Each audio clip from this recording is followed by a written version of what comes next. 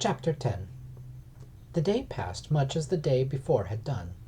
Mrs. Hurst and Miss Bingley had spent some of the hours of the morning with the invalid, who continued, though slowly, to mend, and in the evening Elizabeth joined their party in the drawing-room. The loo table, however, did not appear. Mr. Darcy was writing, and Miss Bingley, seated near him, was watching the progress of his letter, and repeatedly calling off his attention by messages to his sister. Mr. Hurst and Mr. Bingley were at piquet, and Mrs. Hurst was observing their game. Elizabeth took up some needlework, and was sufficiently amused in attending to what passed between Darcy and his companion. Their perpetual commendations of the lady, either on his handwriting, or on the evenness of his lines, or on the length of his letter, with the perfect unconcern with which her praises were received, formed a curious dialogue, and was exactly in unison with her opinion of each. "How delighted Miss Darcy will be to receive such a letter!" He made no answer. "You write uncommonly fast." "You are mistaken. I write rather slowly." "How many letters you must have occasion to write in the course of the year! Letters of business, too. How odious I should think them!" "It is fortunate, then, that they fall to my lot instead of to yours." "Pray tell your sister that I long to see her." "I have already told her so once, by your desire." "I am afraid you do not like your pen. Let me mend it for you. I mend pens remarkably well." "Thank you, but I always mend my own." "How can you contrive to write so even?" He was silent. "Tell your sister I am delighted to hear of her improvement on the harp, and pray let her know that I am quite in raptures with her beautiful little design for a table, and I think it infinitely superior to Miss Grantley's." "Will you give me leave to defer your raptures till I write again? At present I have not room to do them justice." "Oh, it is of no consequence. I shall see her in January. But do you always write such charming long letters to her, Mr. Darcy?" "They are generally long, but whether always charming it is not for me to determine." "'Tis a rule with me, that a person who can write a long letter with ease cannot write ill." "That will not do for a compliment to Darcy, Caroline," cried her brother, "because he does not write with ease. He studies too much for words of 4 syllables. Do not you, Darcy?" "My style of writing is very different from yours." "Oh!" cried Miss Bingley, "Charles writes in the most careless way imaginable. He leaves out half his words and blots the rest."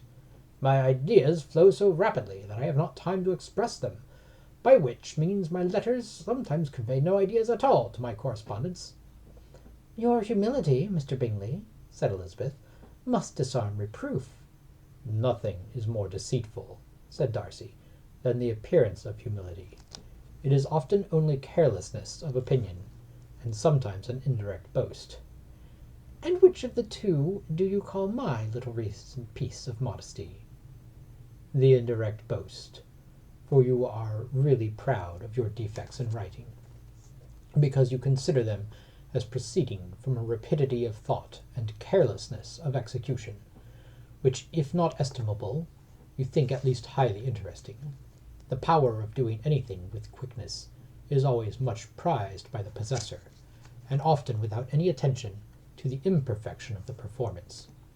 When you told Mrs. Bennet this morning that if you ever resolved on quitting Netherfield you should be gone in 5 minutes, you meant it to be a sort of panegyric, of compliment to yourself.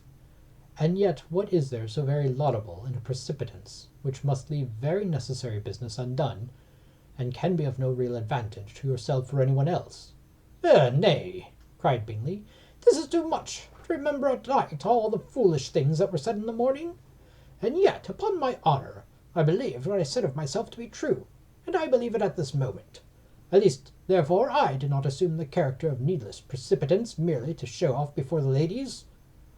"I dare say you believed it, but I am by no means convinced that you would be gone with such celerity.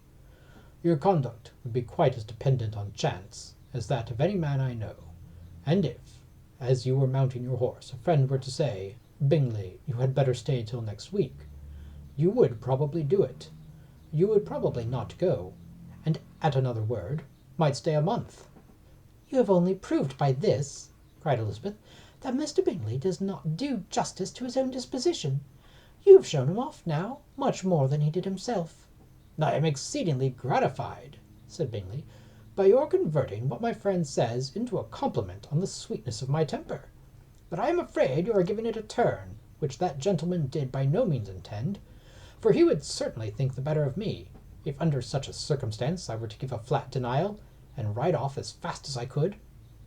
"Would Mr. Darcy then consider the rashness of your original intention as atoned by your obstinacy in adhering to it?" "Upon my word, I cannot exactly explain the matter. Darcy must speak for himself." "You expect me to account for opinions which you choose to call mine, but which I have never acknowledged.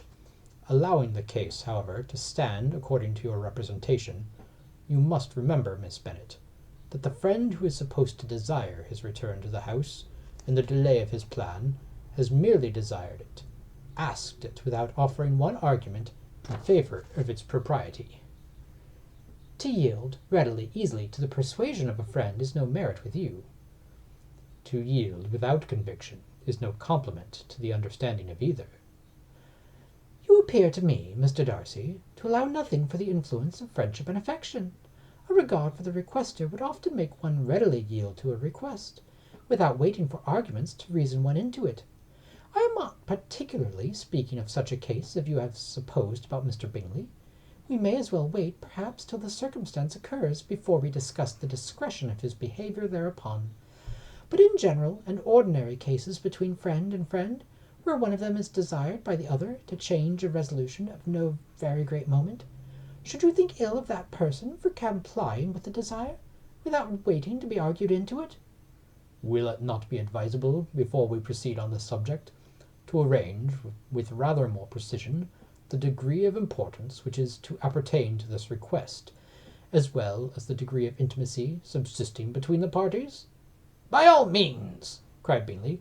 "Let us hear all the particulars, not forgetting their comparative height and size, for that will have more weight in the argument, Miss Bennet, than you may be aware of. I assure you that if Darcy were not such a great tall fellow, in comparison with myself, I should not pay him half so much deference. I declare I do not know a more awful subject than Darcy, on particular occasions and in particular places, at his own house especially, and of a Sunday evening when he has nothing to do." Mr. Darcy smiled, but Elizabeth thought she could perceive that he was rather offended, and therefore checked her laugh. Miss Bingley warmly resented the indignity he had received, in an expostulation with her brother for talking such nonsense. "I see your design, Bingley," said his friend. "You dislike an argument, and want to silence this." "Perhaps I do. Arguments are too much like disputes.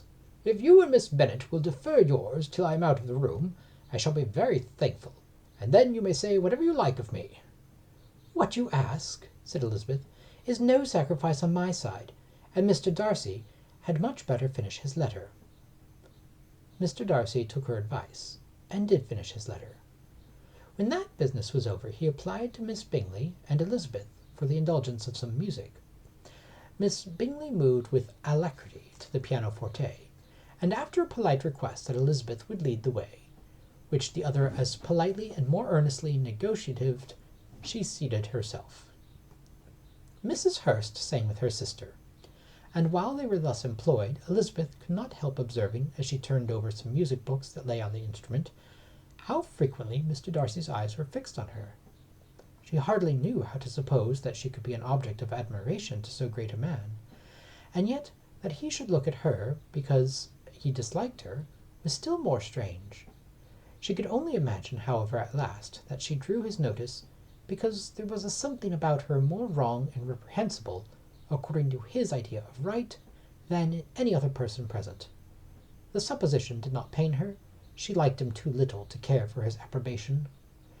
After playing some Italian songs, Miss Bingley varied the charm by a lively Scotch air, and soon afterwards Mr. Darcy, drawing near Elizabeth, said to her, "Do you not feel a great inclination, Miss Bennet, to seize such an opportunity of dancing a reel?" She smiled, but made no answer. He repeated the question, with some surprise at her silence. "Oh," she said, "I heard you before, but I could not immediately determine what to say in reply. You wanted me, I know, to say yes, that you might have the pleasure of despising my taste. But I always delight in overthrowing those kind of schemes and cheating a person of their premeditated contempt. I have therefore made up my mind to tell you that you do not want to dance a reel at all. And now, despise me if you dare." "Indeed, I do not dare." Elizabeth, having rather expected to affront him, was amazed at his gallantry. But there was a mixture of sweetness and archness in her manner which made it difficult for her to affront anybody, and Darcy had never been so bewitched by any woman as he was by her. He really believed that were it not for the inferiority of her connections, he should be in some danger. Miss Bingley saw, or suspected enough to be jealous, and her great anxiety for the recovery of her dear friend Jane received some assistance from her desire of getting rid of Elizabeth. She often tried to provoke Darcy into disliking her guest, by talking of their supposed marriage, and planning his happiness in such an alliance. "I hope," said she, as they were walking together in the shrubbery the next day, "you will give your mother-in-law a few hints when this desirable event takes place, as to the advantage of holding her tongue, and if you can compass it, do cure the younger girls of running after the officers, and, if I may mention so delicate a subject, endeavour to check that little something bordering on conceit and impertinence which your lady possesses." "Have you anything else to propose for my domestic felicity?" "Oh, yes. Do let the portraits of your uncle and Aunt Phillips be placed in the gallery at Pemberley. Put them next to your great uncle the judge. They are in the same profession, you know, only in different lines. As for your Elizabeth's picture, you must not attempt to have it taken, for what painter could do justice to those beautiful eyes?" "It would not be easy, indeed, to catch their expression, but their colour and shape, and the eyelashes, so remarkably fine, might be copied." At that moment they were met from another walk by Mrs. Hurst and Elizabeth herself. "Oh, I did not know that you intended us to walk," said Miss Bingley, in some confusion, lest they had been overheard. "You used us abominably ill," answered Mrs. Hurst, "in running away without telling us that you were coming out." Then, taking the disengaged arm of Mr. Darcy, she left Elizabeth to walk by herself. The path just admitted three. Mr. Darcy felt their rudeness, and immediately said, "This walk is not wide enough for our party. We had better go into the avenue." But Elizabeth, who had not the least inclination to remain with them, laughingly answered, "No, no, stay where you are. You are charmingly grouped, and appear to uncommon advantage. The picturesque would be spoiled by admitting a fourth. Good-bye."